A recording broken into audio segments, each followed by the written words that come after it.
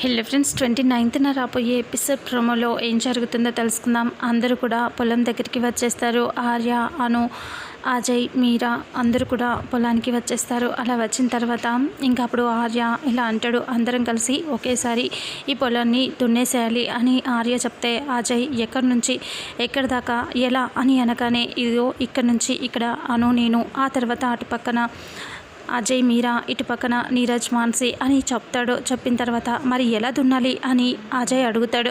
ఇక అప్పుడే అక్కడ నాగళ్ళు ఉండటంతో అవి చూపించి, ఇదిగో ఇటు ఇలా దున్నాలి అని అంటూ చెప్తాడు. చెప్పేసరికి ఒక్కసారిగా అలా నాగళ్ళని తీసుకోవటానికి వెళ్ళే ముందు అందరూ కూడా తలకి టవల్స్ని కట్టుకుంటారు.